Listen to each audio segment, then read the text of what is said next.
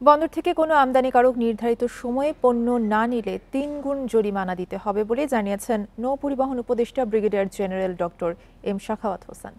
মঙ্গলবার এক অনুষ্ঠানে তিনি কথা বলেন রমজানে ভোজ্য তেলের কিছুটা সমস্যা থাকলেও শাকসবজির দাম বাড়েনি। দেশে পর্যাপ্ত পরিমাণ নিত্যপণ্য আমদানি করা হয়েছে।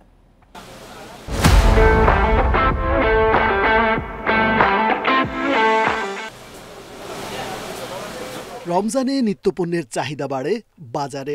পেঁয়াজ আলু সহ বেশ কয়েকটি পণ্যের দামে বাজারে স্বস্তি এলেও এখনো চড়া কয়েকটি পণ্যের দাম।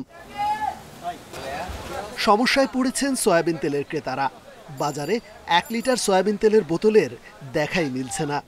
শসা খিরাই রমজানের আগে ছিল 20 টাকা 30 টাকা 25 টাকা, আর এই 2 দিনের ভিতরে যান বেড়ে গেছে 60 টাকা 70 টাকা 90 টাকা বলতেছে। লেবুর শসা মনে করেন দাম বাড়তি, কেলিকা রোজায় লেবুর শসা চলে বেশি, আবার তারা মনে করেন দাম বাড়তি হলেও কাস্টমারে মনে করেন নিয়ে যায়, তাদের দামে কিছু আসে যায় না।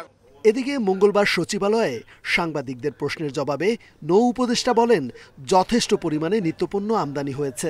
বাজারে ভোজ্য তেলের সংকটের কথা স্বীকার করে বলেন, তেলের সংকট থাকলেও শাকসবজির দাম স্থিতিশীল আছে। শাকসবজির দাম বরং যা ছিল তাই। একটা খালি পেপারের দিকে ভোজ্য তেলের কিছু কিছু উদ্যোগ লুকিয়েছে, সেটা ডেফিনেটলি এটা সরকার দেখছে, কারণ অনেক আগের থেকে এবার এই নিত্য প্রয়োজনীয় জিনিসপত্র আসছে। সাপ্লাইতে যতদূর আমি জানি, বন্দরের খবর থেকে বলছি, সাপ্লাইতে কোনো ঘাটতি নেই।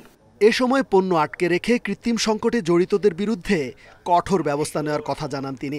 বলেন, নির্ধারিত সময়ে বন্দর থেকে পণ্য খালাস না করলে 3 গুণ জরিমানা গুনতে হবে, যাতে কেউ ওখানে স্টোর করতে না পারে। এবং যেটার এফেক্টটা অত্যন্ত কার্যকর হয়েছে, পোর্টের নামলেই 3 ডেজ, 3 দিন হল ফ্রি ডে,